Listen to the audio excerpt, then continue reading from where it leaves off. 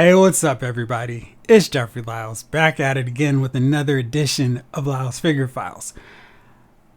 We've gotten some really great reveals from the G.I. Joe Classified Series brand between Yojo June and the teases that we got at San Diego Comic-Con.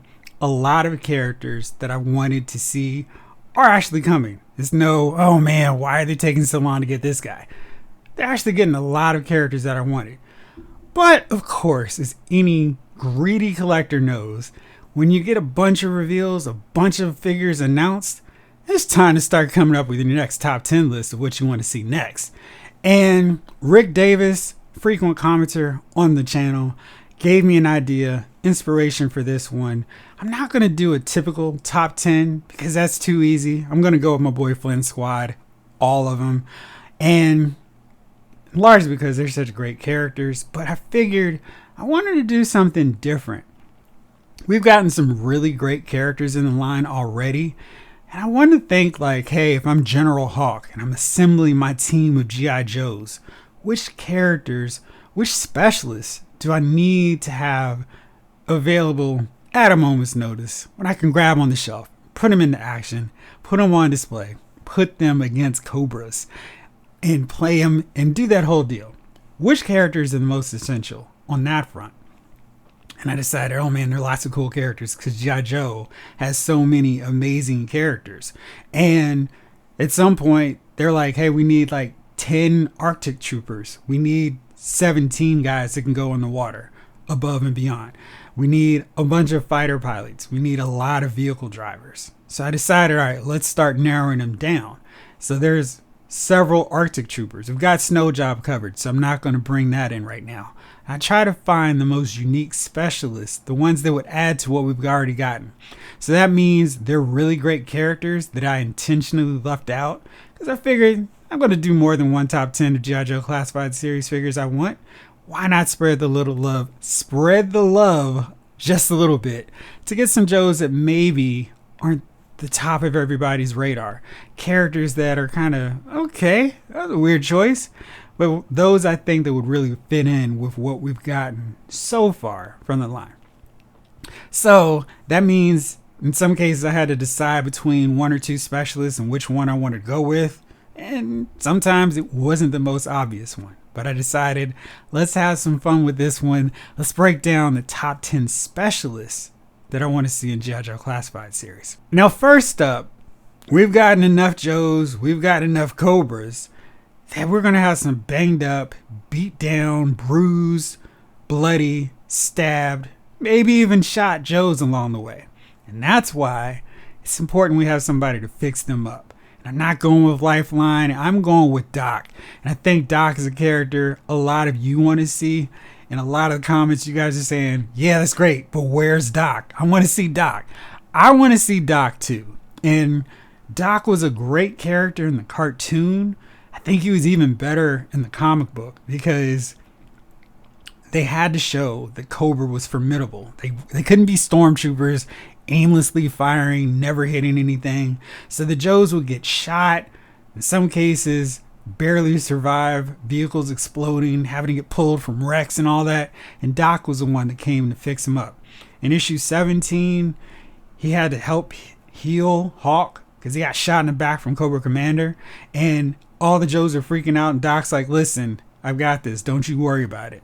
And another cool thing about Doc, he wasn't the typical cliche medic pacifist. Sure, he didn't have a gun. He wasn't going out blasting Cobras, but that didn't mean he wouldn't get involved in fights and do what he needed to do to help save the day, even if he wasn't firing a gun. So in his very first issue, his debut, he was the one throwing a snowball to stop Destro from firing his blaster. Then he tackled him so he'd stop from releasing his toxin into a pipeline in Alaska. So he did a lot of things. In issue 36, it's the attack on the USS Flag. Cobra sent off a bunch of hydrofoils and everything's washed out and everything is not working. And it's Doc who's holding the cannon so Tripwire can set it right and actually blast them. So Doc did a lot of things that weren't typical, not the norm for a regular medic. Lifeline totally went the other direction. He was super pacifist, didn't want to touch a gun. But Doc didn't have any problems getting his hands dirty if necessary. I think Doc would make for a really cool figure anyway. You can load him up. He's somebody I think they could do a really good job with. They decided to go with the deluxe route. Because there are lots of medical supplies they could attach with him. A medic bag, medic backpack, a stretcher, one that the characters, the different figures can hold. I thought that was a really cool aspect of the first Doc figure. But then we could also get a full gurney, and that's the part where we can make it a full deluxe figure where it actually rises up, so you can have a mechanism where it goes up and down, and you put the Joes on them and others are wheeling them out. I think that'd be really fun.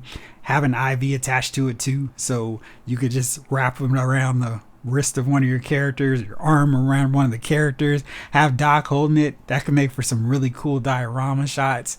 So I think Doc would look really interesting.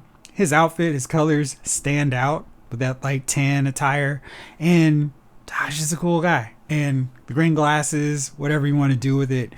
Yeah, so we need to get Doc in there soon because we got a lot of Joes and Cobra's not a bunch of chumps. So we need a medic to fix them up. So then moving on, I'm kind of trying to do this in the order of which they arrived. We need somebody who's capable of just diving down and going after Cobra no matter the height. So we need a Halo jumper.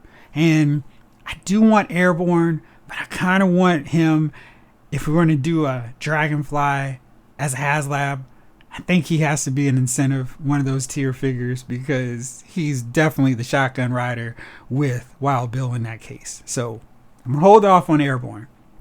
And that meant I needed to go with Ripcord. Ripcord basically has just a generic cool camouflage outfit, but it looks great because he's got that helmet, he's got the oxygen mask, the parachute. I think Ripcord is a character that would be really fun as a figure. Hasbro could throw in a working parachute and just toss him up in the air and have him with his M16 and just do the thing. In the comic book, Ripcord was one of the first to have a relationship with somebody that wasn't a member of the Joe Squad.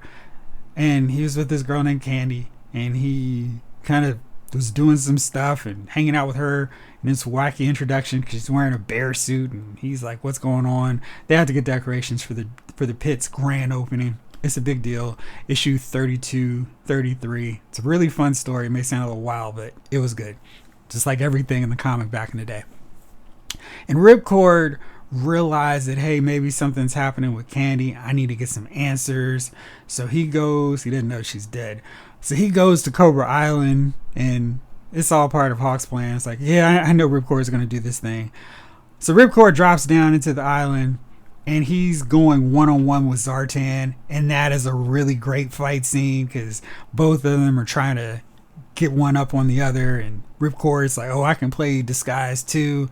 Really fun fight, and it just shows how bad Ripcord can be in a battle. But I love his outfit. I love the whole camo.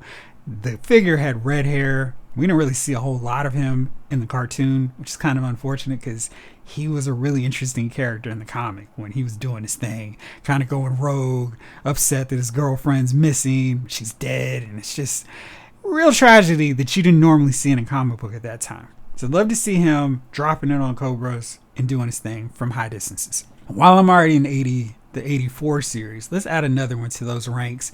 That one's actually getting really quickly filled up because those characters were really necessary vacant spots that Hasbro hadn't filled in terms of specialists. So then we get another one with the flamethrower. And I decided we got Charborough, got Blowtorch. In the end, I had to go with Blowtorch just because I love his costume a lot more. It's that bright yellow, it's the red. He's not hiding. He's like, yo, shoot me, Cobras. But the dude has a flamethrower, so it doesn't even matter. And Blowtorch, I mean, just the whole concept of running around with a tank of flammable material and then igniting that and using that as your primary weapon, that's crazy. And we don't really see a lot where a flamethrower is effective in combat. I think the first time I really saw it, I was like, oh, that's an asset, was Captain America in the first Avenger when the Hydra Troopers are using it. And it's like, oh, okay, I see how that would work in a real life setting. Blowtorch just has an interesting look to him. And I think with that yellow and his mask as well, tapping into his oxygen on his armor, Yeah, he would look really impressive. Stands out again, of course, because of those colors.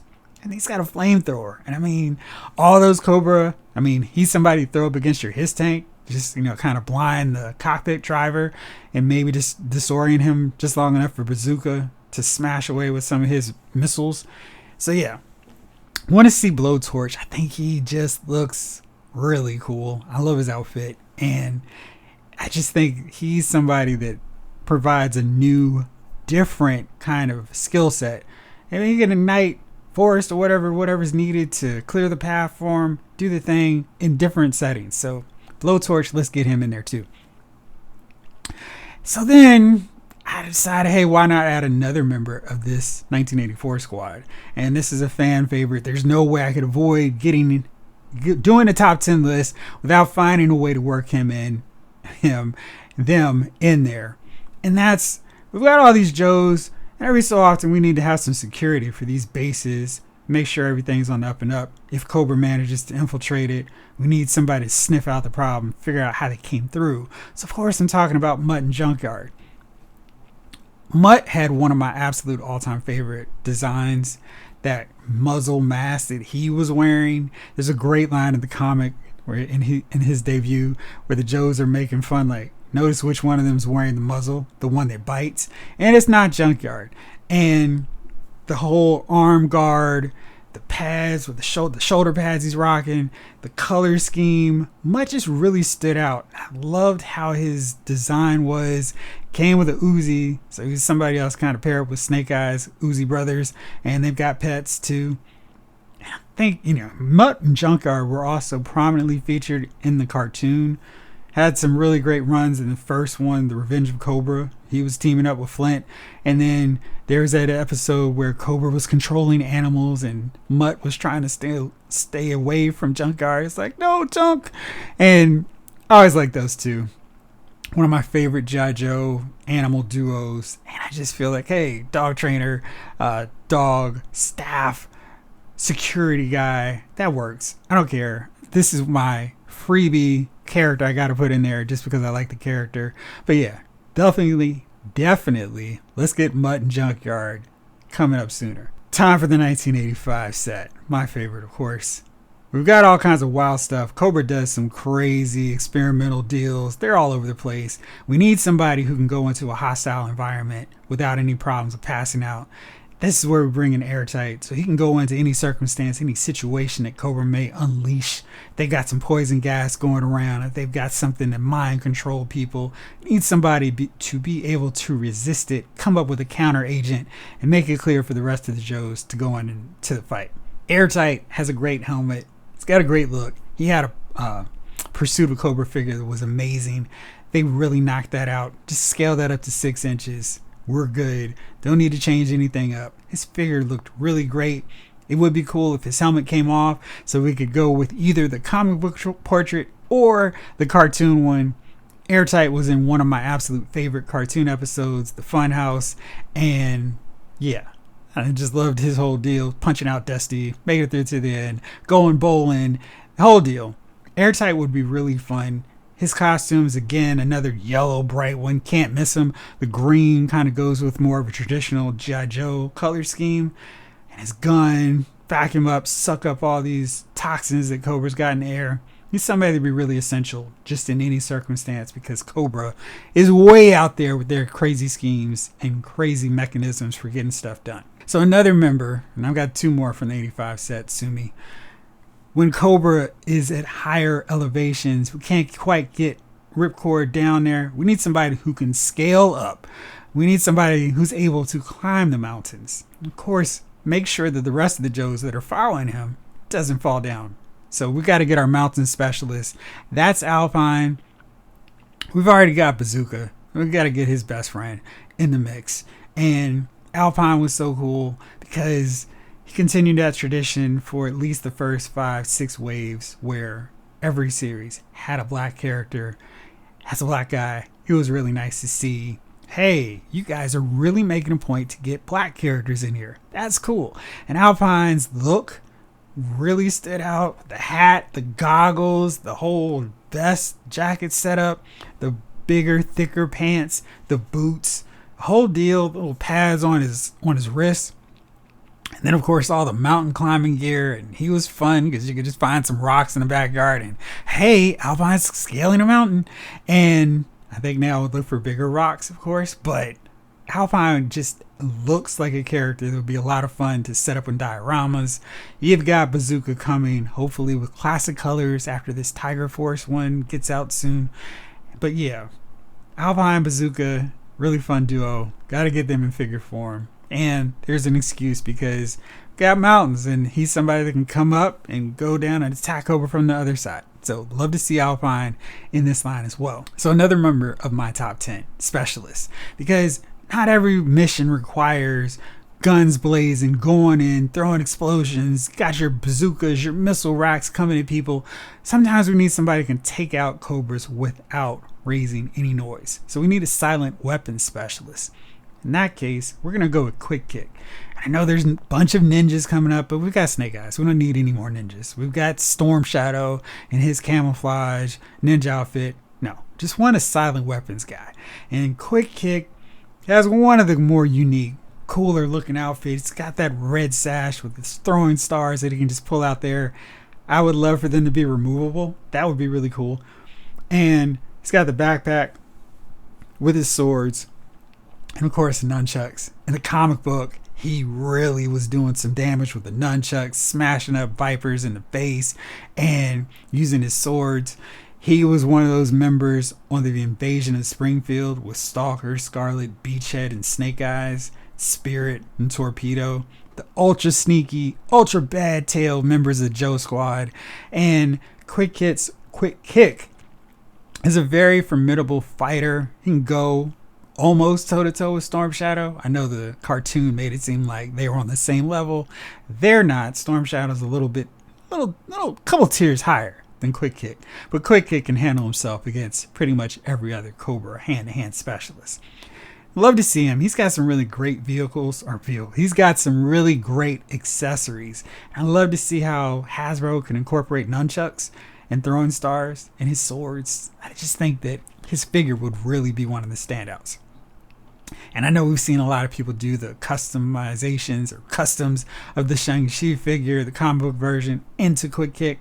I think that's a pretty simple, easy blueprint for Hasbro to follow. Just make sure we get the sash that works and doesn't hinder his articulation.